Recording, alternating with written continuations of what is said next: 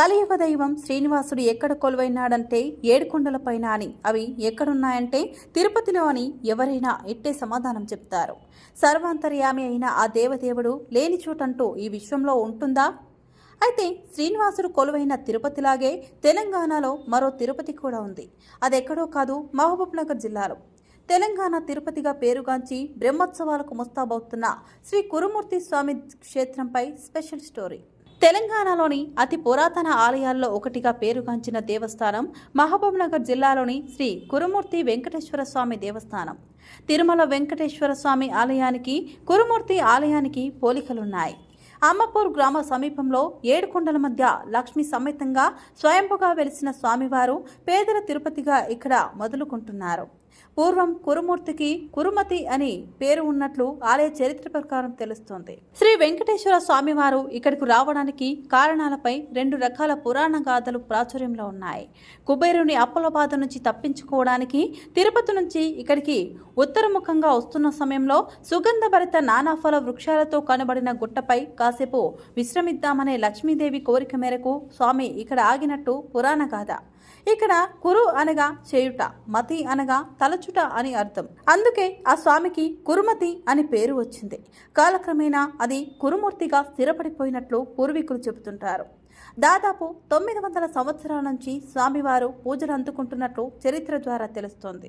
ప్రస్తుతం దేవరకాద్ర నియోజకవర్గంలోని అమ్మాపూర్ ప్రాంతంలో ఎత్తైన ఏడుకొండలపై ఉన్న కురుమూర్తి శ్రీ వెంకటేశ్వర స్వామి దేవస్థానం క్రీస్తు శకం 1268 ప్రాంతంలో ముక్కర వంశ మూలపురుషుడు గోపాలరాయుడు నిర్మించినట్లు తెలుస్తోంది.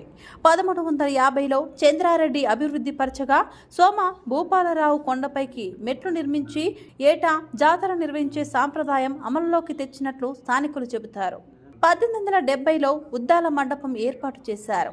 కురుమూర్తి బ్రహ్మోత్సవాలలో ఉద్దాల ఊరేగింపు ప్రధాన ఘట్టంగా ఉంటుంది. ఉద్దాలు అంటే పాదకులు అని అర్థం. స్వామివారి పాదకులను ఊరేగింపు చేసే కార్యక్రమాన్ని పవిత్రంగా ప్రాధాన్యతతో నిర్వహిస్తారు. కురుమూర్తి దేవస్థానానికి దళితులకు విడదీయరాని బంధం ఉంది.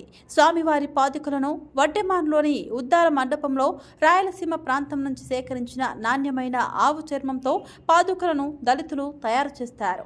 దీపావళి అమావాస్య రోజు నుంచి 7 రోజుల పాటు నియమనిష్టలతో ఉపవాస దీక్షలతో స్వామి పాదుకలు తయారు చేస్తారు.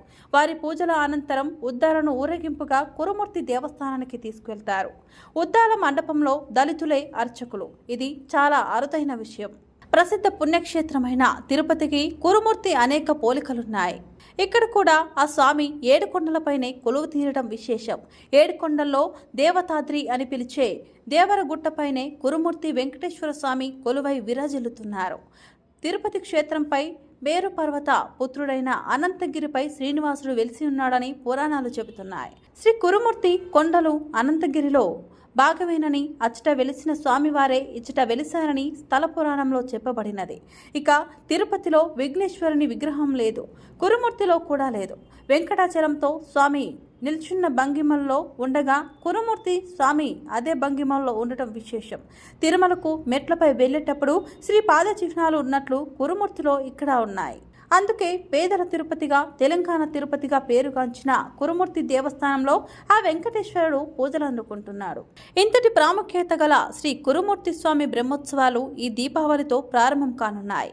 బ్రహ్మోత్సవాల్లో ఉద్దాల ఉత్సవం, అలంకరణోత్సవాలతో పాటు స్వామివారి కళ్యాణం వంటి ప్రధాన ఘట్టాలుగా ఉండనున్నాయి. ప్రతి ఏటా కురుమూర్తి బ్రహ్మోత్సవాలకు సుమారు 3 లక్షల మంది హాజరవుతుండగా ఈసారి ఆ సంఖ్య ఎక్కువగానే ఉంటుందని అధికారులు అంచనా వేస్తున్నారు. అందుకు తగ్గట్లుగా ఏర్పాట్లు చేసే పనిలో నిమగ్నమై ఉంది అధికార యంత్రాంగం.